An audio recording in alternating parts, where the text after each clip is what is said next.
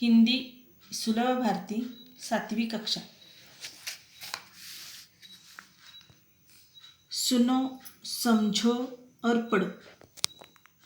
दादी माँ का परिवार, पाठ क्रमांक 3। इस पाठ के लेखक हैं रमाकांत कांत। रमाकांत कांत जी का जन्म 25 अक्टूबर 1949 को उत्तर प्रदेश के खंडेला में हुआ। उनकी रचनाएं एक तेरे बिना, सुनो कहानी, सरस बाल कथाएं, जंगल की कहानियाँ, परिश्रम का वरदान, सूझबूझ की कथाएं आदि यानी इत्यादि। इनका परिचय देखो।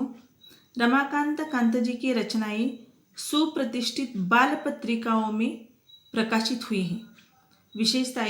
विशेषतः इनकी जो रचनाएं हैं वह रचनाएं बाल पत्रिकाओं में प्रसिद्ध हुई हैं, प्रकाशित हुई हैं।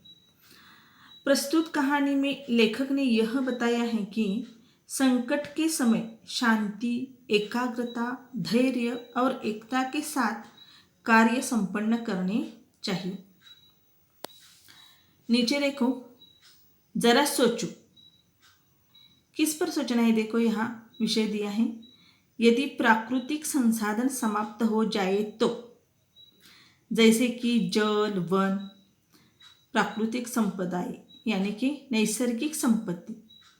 निसर्ग ने हमें जो संपत्ति दी है, साधन संपत्ति दी है, संसाधने दिए हैं, वो अगर समाप्त हो जाए तो क्या होगा? इसके बारे में आपको सोचना है। आगे देखो, कहानी दी है, दादी माँ के परिवार की कहानी दी है। यहाँ देखो, चित्र का निरीक्षण करो। यहाँ आंगन में दादी माँ खड़ी दिखाई देती हैं। ऊपर पेड़ पर घोंसले में चिड़िया बैठी दिखाई देती हैं। नीचे पेड़ के खोखल में चूहा दिखाई देता है। तो देखते हैं इस कहानी में क्या दिया है। पहले हम यह कहानी पढ़ते हैं। एक छोटे से घर में दादी माँ रहती थी। यो तो वह निपट अकेली थी, फिर भी घर आबाद था उनका। रोज सुबह दादी माँ उठती, घर बुहारती, संवारती, आंगन में आसन धरती, खाना बनाती, खाती, परिवारजनों से बतियाती, रात होती, सो जाती। दिन मजे में गुजर रहे थे, परिवारजन फल फूल रहे थे। अब सुनो परिवार की कहानी। दादी माँ का परिवार कौन सा है? ध्यान में आया? दादी का माँ के परिवार में कितने लोग हैं और वो कौन कौन हैं? अब सुनो, उसके परिवार के बारे में सुनो। दादी माँ थी समझदार, सयानी। घर के आंगन में बरगद का पेड़ था, उस पर घोंसला बना था। घोंसले में रहती थी चिड़िया, वह दादी माँ की थी संगिया। चिड़िया का नाम था नीलू। सुबह उठ दादी आंगन बुहारती, नीलू फुदकती, चिंचियाती, दादी माँ से बतियाती। एक और थी दादी माँ की साथीन चिंकी चूहिया, पेड़ के नीचे बिल बनाकर रहती। दिन भर घर में उसकी दौड़ लगती।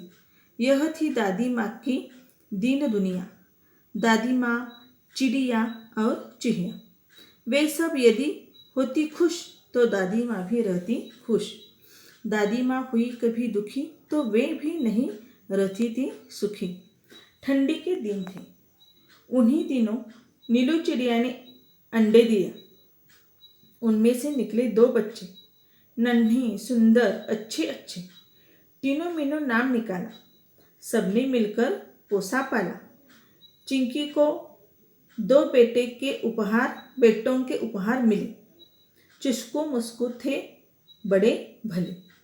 दादी माँ उनका ख्याल रखती, उनसे मन बहलाती, स्नेह प्यार से वह दुलारती। रोने लगते तो पुचकारती, चारों बच्चे घर आंगन में दौड़ लगाते, हंसते खेलते और खाते गाते। खेल खेल में वे लड़ भी पड़ते। दादी माँ उन्हें समझाती, कहती, मेरे बच्चों मत लड़ो, झगड़े टंटों में मत पड़ो, तनिक एकता का ध्यान धरो, सब मिलकर रहा करो, तब ही तो कहते हैं एकता है जहाँ, खुशहाली है वहाँ। यो दिन कट रहे थे हंसी खुशी से, परिवार में सब रह रहे थे खुशी खुशी से। दादी माँ रोज उन्हें समझाती, एकता के उनको लाभ गिनाती।